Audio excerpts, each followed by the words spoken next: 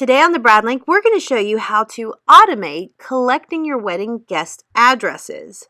When you're getting ready to send your save the dates or invitations, making sure that you have all of the correct addresses for each and every guest can be a daunting and very tedious task. But if you follow our simple steps, you can automate collecting your guest addresses, so it's really easy to get the addresses, and also it's all put into a spreadsheet for you so you have access to it at any time and you didn't actually have to do almost any of the work. So here's an example of a really basic wedding guest address list that I created. This is kind of what the form's going to look like when somebody sees it that's one of your guests. They'll submit the information, and then once the information is submitted, you get a response, and it goes into a spreadsheet. Today I'm going to show you not only how to make one of these that's pretty basic, but also to make one that's a little bit more unique. So first, I'm going to go over here to Google. If you've not yet made a Gmail address, especially a Gmail address specific for your wedding, go ahead and do that first. Having your own wedding specific email address will just help you keep everything separate and organized. So I'm already logged into my email. I'm going to go over here to Google Forms, which is the application that we're going to be using. It's right here. It's purple. It's the application that we're going to be using to create this form, and it will input all of the responses into Google Sheets, so you'll have a spreadsheet. So we're going to start here with just a blank form. First, let's do the title. This title is something that the guest will see, so I added the couple's name in, and a little description is helpful. So you want them to know exactly what you're asking for, but what we're going to do, let's give them a little bit more information. So we'd love to invite you to our wedding on, include your date, in, include the city and the state. If you have the wedding venue booked, you can go ahead and put that information in, but really the date and the city and state are what is the best information to get across in the beginning, because you want them to know when it's taking place and where. That way, if they get this form and they automatically know that they can't come, maybe they'll go ahead and let you know. You should still send a save the date and an invitation, but you can go ahead and mark them off your guest list so you're not including them in your budget or any of your guest counts. Next, Untitled Question. We are going to do something really simple and just do first name. I'm going to say names just in case you're sending it to two people. You're going to want to select short answer. That allows them just to fill out like one sentence. And then you go over here and click on this plus sign, and it's going to add another question. So the next question would be last name. And it automatically came up as a short answer this time. Address, line 1. Next one is real easy, address line 2. And then, of course, city, state, and zip code. Now, if you want to, you could stop your Google form right here. If you're in a rush, you don't care what it looks like, you just want to get the information, you could stop right here, send this off to your guests, and be done with it. But I'm going to show you how to personalize it from this point forward. That way you can make it a little bit more customized and get yourself a little bit more info. So the next thing I'm going to do, I'm going to add another section and do question number 2, email address, short answer again. Question number 3 is the phone number. You don't have to ask these questions. I just think it's nice to have in case you need to get a hold of somebody on the wedding day. You know that you have the email address for each individual as well as the phone number. Message to the couple, if any. And this I'm allowing to be a paragraph instead of a short answer.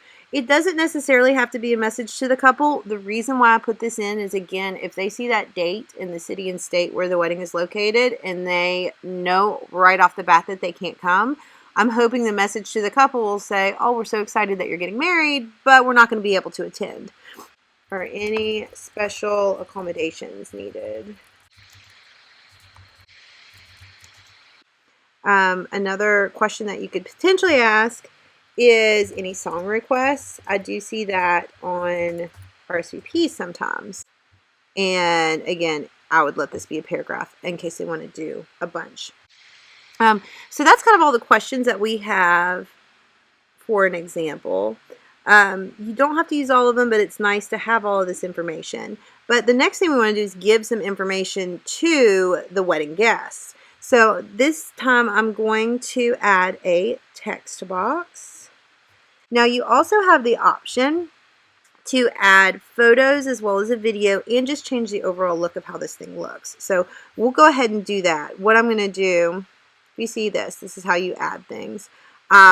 If you wanted to add a video, you could click that and it would have to be uploaded to YouTube. I don't have one that I'm going to add today. What we're going to do today is just add some images so that way we have some pictures of the couple on here. So to add images, I'm going to go up here to the top, select to add an image. I'm going to upload some images from Erin Morrison Photography. There's my picture. You can use this right here to drag and drop. I'm not putting an image title in. I'm going to put this in between the two sections. Here, if it'll let me. Where did it go? There it is. So it's at the top of the section. And then I'm going to add another one up here in the beginning. There's my images to upload. There's another engagement photo. I'm not adding an image title. It's just a cute image of the couple. And then I'm going to go ahead and go into changing the style of this form. Right here, you can customize your theme. Under header, I'm going to choose another image. This is going to work best. It has some images if you don't have any, but if you're going to be doing your own, the header works best if it's going to be landscape style, so the horizontal style, because you can see it only lets you choose a certain part of the image and it is wide. So I'm going to do that. So it's just a little bit of the couple's face. When you crop it, and then I'm going to update the name of the form. If you click on that, it automatically puts what your title is in. What your title is. Right here, I just noticed that I dropped the photo in between first name and last name, so I'm just going to move the photo up one. So these are really easy to drag and drop as you want to change. And then the theme color automatically changed, so you can make it gray or any other color that you want. You could go here to choose more colors and see any color in the color spectrum. So you can choose your wedding colors or something that kind of matches the engagement photos that you've chosen. Next, you can look at font style. This is a basic font style right here that we have, but you can do a few different other ones: decorative, formal, and playful. So I'll do more of the script one. And then I'm going to go ahead and exit out of the theme. Next, we're going to talk about if you want how you can send this to your guests to make a custom spreadsheet. So first we're going to click send. So to send this by email, you have to already have the guest email. I'm going to show you how to send a link just in case you don't have that. But you would put in the email address here if you have it. Subject, Mark and Linda's wedding guest list. Instead, you can update that to like Mark and Linda would love to invite you to their, I can never spell their right, their wedding. And the message, I've invited you to fill out a form so we can have your address to mail you a wedding invitation. And I like to go ahead and include the form in email because you'll get the fastest responses there. If you go down here to where it says add collaborators, if your fiance or mother-in-law, if they have an email, specifically Gmail, you can add them here, and that will let them have access to this form so they can send it to people as well. Now I'm going to show you how to send a link, which is a lot easier, honestly, just to create a link. If you click this, it automatically creates a link for you. I click the box to shorten the URL just because it's easier if it's short like that. You can copy and paste this link and send it to them via text message. You can send it in an Instagram DM, Facebook message, in an email. And you can also spread that link around to parents and your fiance, so that way they can send the form easily. So you want to be able to make sure that when you're getting responses, it automatically fills into a spreadsheet so you can easily have access to all your guest addresses. So since we've already created the form with questions, I'm going to go over here to responses. Click on that. The first thing that you're going to want to do is click on this button right here and create the spreadsheet. Since I've never created it before, I'm going to select Create New Spreadsheet. It automatically takes the title, so it'll say Mark and Linda's Wedding Guest List, and click Create. What this does, oh, it's popping up. It creates a Google Sheet that's going to be saved in your Google Drive, of the Google Drive that's connected to your wedding email address. It'll have a timestamp of when the person filled the form out. And then beyond that, it's going to have first name, last name, address, all of the information that you've requested from the couple in one easy spreadsheet. You can use this share button up here in the corner to be able to take that spreadsheet and share it with your fiance and your mother-in-law and other people that are helping you address any envelopes. Or you could just keep it private to yourself.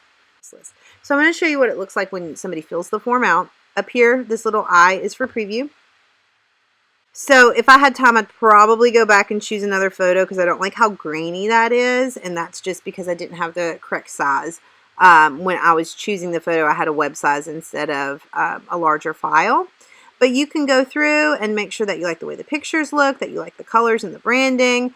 Right here, I left date and city and state blank, so I would need to fill that out correctly. But just make sure that everything's correct on your form. And then you would click Next. And here's section 2, and then click Submit, and it says your response has been recorded. Now let's go over here. I didn't actually put in any information, so all of these are blank, but if you see this timestamp, that was me filling the form out. So that just shows you how quickly you can get responses from guests. They fill out the form, automatically uploads to your spreadsheet, and then you have everybody's address that you needed. And you only spent about 5 to 10 minutes creating the form instead of hours contacting each person individually. For more expert wedding planning advice, you can always follow us on the Brad link. But if you would like to have a step-by-step guide on how we set this form up so that way you can easily follow it to create your own, you can download it in the link below.